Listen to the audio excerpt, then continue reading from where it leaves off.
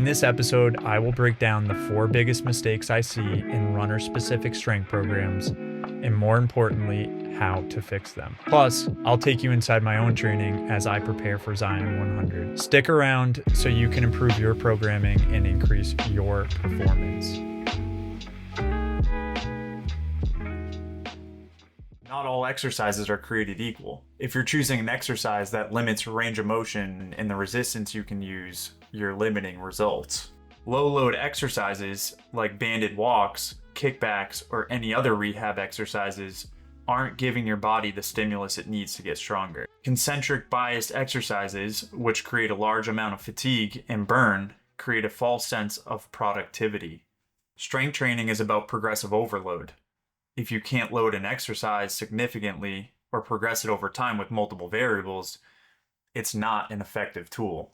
Strength is true stability. Runners love stability exercises, but the problem is most stability exercises are severely underloaded. True stability comes from larger, stronger muscles that support the joint under load. How do you fix these problems? Prioritize movements that you can apply exponential load to and progress over time.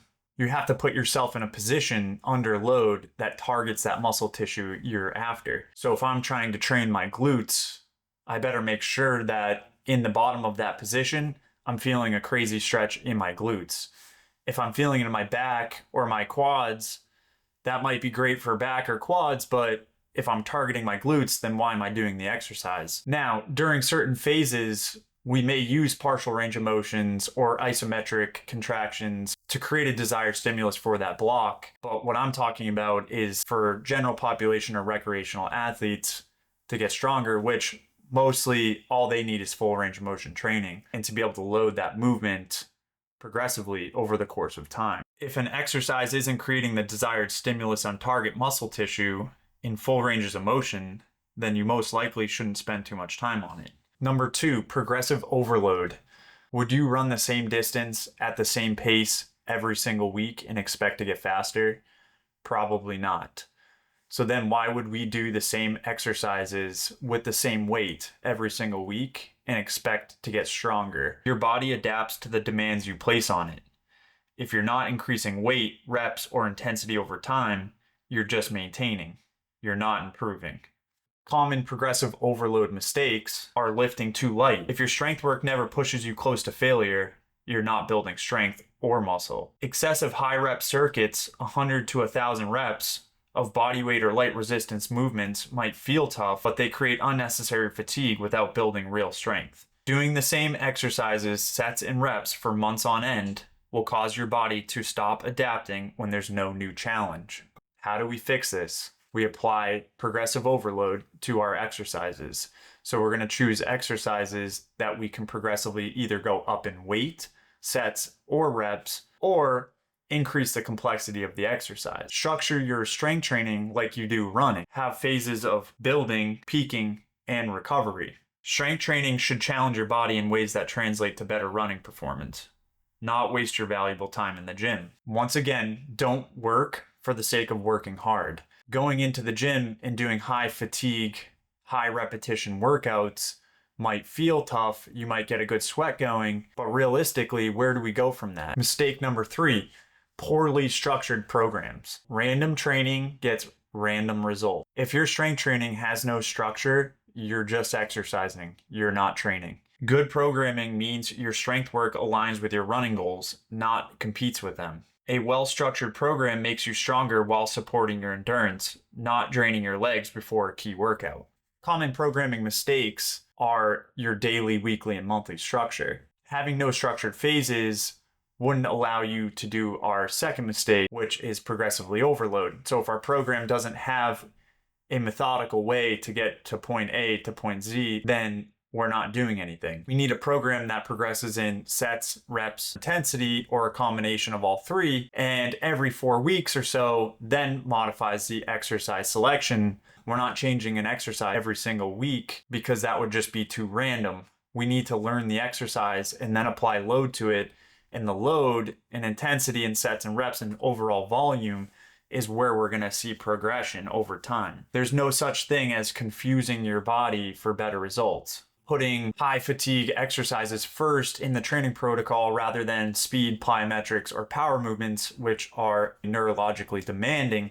So we want to put that in the beginning of training, your main block for that day, and then move into the accessory exercise, which this allows for better recovery because my low days will be very low and my high days will be high. So I'm going to have peaks and valleys. If I'm just stagnant across the board, I'm not really getting a lot out of my high days and I'm not really getting much recovery. I'm kind of just in this no man's land. To touch on the monthly programming issues would be changing exercises too often. Changing exercises too often or not often enough both limit adaptation and progress. Now, most people change exercises too often. If I'm training athletes, usually every 4 to 6 weeks, there will be some modification in exercise. I can find what that individual needs and target that position. Now, how do we fix programming issues? This is probably one of the hardest ones because it takes a really long time to learn how to program. I've had over a decade of experience with this, and I still to this day am learning new methods and principles to apply to training as this field is always evolving. Align your strength work with your running schedule to optimize performance and recovery. A lot of these programs have no rhyme or reason on when they're structuring these strength days in these programs. They just have people sign up for an app and say, do this 3 to 5 times a week, or they don't even say that. They just say, here's this app, here's all these exercises, here's a huge library of exercises, just do these, you'll get better. And that's not how it works. Use structured phases, build strength, then transition to power, then maintain. The problem is most time people are just doing random stuff at all times throughout the year. They're not focusing on one specific adaptation, so they're getting lackluster results, if not any results. And if they do, then they just stagnate and or drop off completely. Train with intent. Strength training should have a clear purpose in your overall plan. Have a reason for what you're doing. I always say there's no stupid exercise if you can justify why you're doing it. If they said, hey, do this banded lateral walk, I know it's not actually great for building glute strength or hypertrophy, but it allows people to make a mind-muscle connection and create some sort of sensory input, then I wouldn't have an issue with it. Mistake number 4, overhyped mobility work. Spending excessive time on mobility work is a complete waste of time, in my opinion. Spending 20 minutes on the floor rolling around doing mobility drills is not going to fix your movement issues. For most runners, mobility should be a byproduct of proper strength training and full range of movement, not static stretching and banded distraction. If you feel stiff, it's probably because of your movement patterns, not because you need a 10-minute hip opener routine. I personally have never seen the person with chronic hamstring tightness or calf tightness solve their problem by doing calf stretches or hamstring stretches. Feeling stiff in a muscle group is oftentimes multifactorial and neurological. This doesn't necessarily mean that you have tight hamstrings if you sense that your hamstrings are tight. It could be a position of your pelvis where your hamstrings attach. It could be a neurological input because your hamstrings are weak, or other factors. Stretching them might actually make the problem worse. The reason I think resistance training is mobility work is because if we're moving in full ranges of motion, particularly under load, we're getting a stretch on the muscle. That's literally stretching. Stretching is resistance training. Controlling the movement, especially the eccentric and lengthening portion of a movement or exercise, is probably the best way to create more flexibility in that joint. A person may be stiff because of what they're doing in their programming. A lot of times they're executing an exercise incorrectly, and it's a glaring red flag on exactly why they're stiff in that position. It could be because they train a specific muscle group excessively, the TFL for runners, then they're getting lateral knee pain from IT band syndrome. Question to myself and ask myself, why do people think these mobility drills that they do for 10 to 20 minutes pre and post exercise is actually having any sort of significant impact on their range of motion? I highly doubt it's not. Now, that being said, if you simply just feel better doing it, I will never tell you not to do that. If it's something you enjoy, by all means do that. I just want you to know wasting your time on that in the hopes of getting something out of it that you think and perceive that you're getting out of it might not actually be the case. But if you fully understand, hey, this just makes me feel good, I feel like I'm getting ready for my lift, or I feel like it opens up my hip, then that's great. By all means, do that. Don't waste valuable gym time on ineffective mobility drills. Spend it getting stronger in positions that actually translate to your running mechanics. I don't have an issue with mobility or range of motion. I think it is necessary. But I also want you to know that complete flexibility is not really a good thing for sports performance. It may help somewhat with injury reduction, but a lot of times the best athletes are actually really tight, because we know that stiffness is better at generating and developing and transferring force, which translate to better performance. For most of us, we just want to find a balance between requisite range of motion and flexibility with good stiffness, strength, and power to kind of have the best of both worlds. Address your movement mechanics. If you're stiff, it's likely due to how you're moving in and out of training, not a lack of stretching. Strength training for runners isn't just about staying injury free. It's about unlocking your potential. Now, the reason I wanted to make this video and go over these common mistakes is because I simply just want people to have access to good programming and knowledge on this topic, especially in the running community, which I think is pretty lacking in this department. My hope is to get through to some people to make them realize that very basic movement patterns with slow applied progressive overload over the course of time, and then just being extremely consistent and repeating this over and over and over again to get amazing results. It doesn't require a bunch of confusing movements, thousands of repetitions, and a giant exercise library. This just is bogging people down and wasting their time, and I don't want people to do that.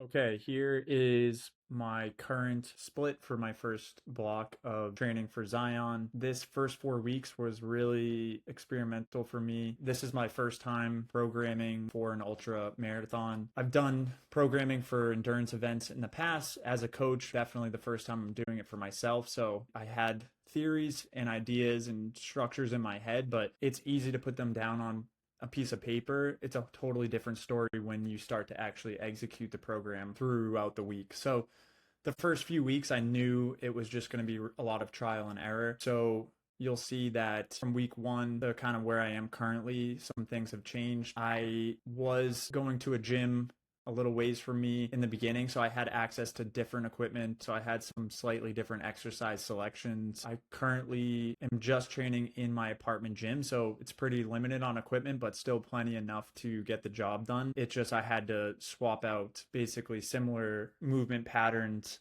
and exercises that are still targeting the same muscle groups and tissue, but just maybe not in the most ideal position for me. But, you know, we got to do what we got to do and with the equipment we have available to us. So you can see I wasn't really the best at filling this out to a T. I would get it done, but not the best at filling it out on the application here. But this is a good example of just like realistic programming. I know everyone likes to see and show what's on paper and that they follow it to a T, but I think this is pretty realistic. Like a lot of things scratched out, different weights that I didn't hit, exercises that I just swapped out on the fly because maybe someone is using the piece of equipment that I need. So again, I know I covered this at length in a different video, but you just need to learn to adapt.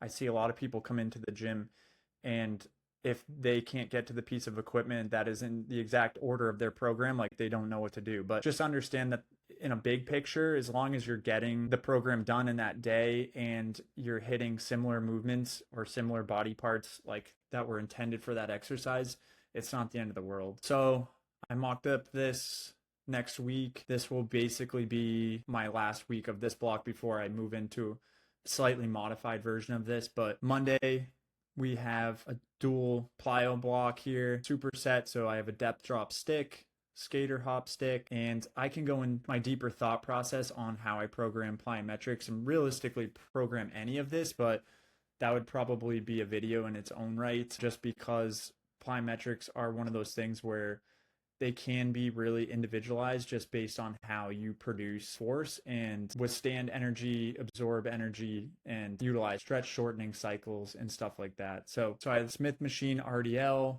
front foot elevated split squat, weighted sissy squat, standing calf raise. Tuesday is just an upper body day, no running on this day, incline dumbbell bench press, strict body weight pull up, and then basically I program just bicep, tricep, delt exercise, and I'll realistically vary these just kind of based on how I feel, but I'll usually stick with the main lifts here. Wednesdays are the big treadmill day.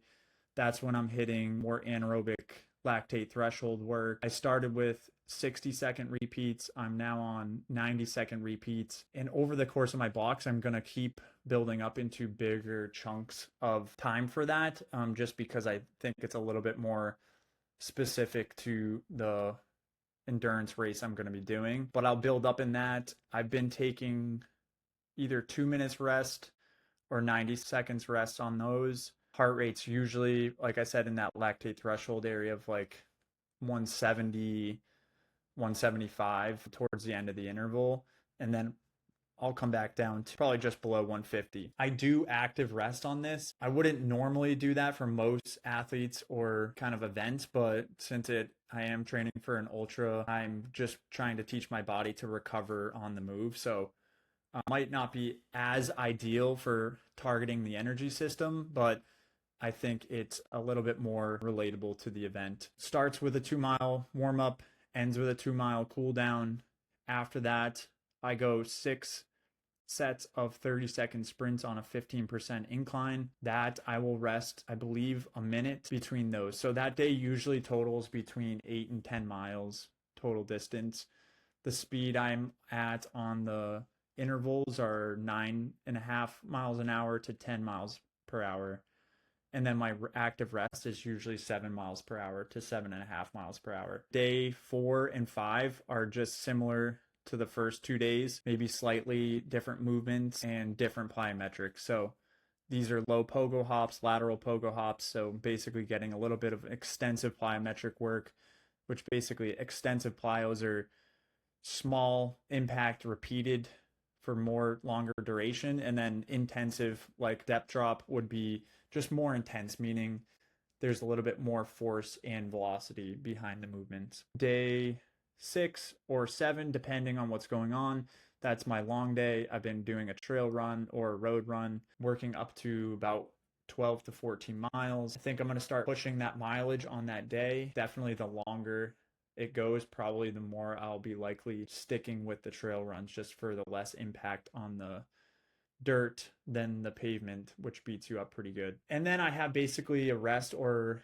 just like a makeup run day. So in the beginning of my training, I was doing basically a 4 to 6 mile run on my lower body days. So I would go 4 to 6 miles, just upper body, no run, the treadmill interval workout. Then I would do another 4 to 6 mile run on the lower body day. Upper body would be just upper body, no run, and then the long distance. So I guess I was probably averaging between 25 and 35 miles. And again, I know that's not a lot, but it was beating me up pretty good. So the last week or two, I have just been really trying to make up those 4 to 6 mile runs, those zone 2 runs on the lower body days, just throughout the week. To be honest, this past week I've just done this interval workout and I'll do the long day. So I'll probably only be around 20 to 30 miles for the week. And again, especially this far out, maybe 11 weeks out, I'm still not that worried about getting some insane excessive volume.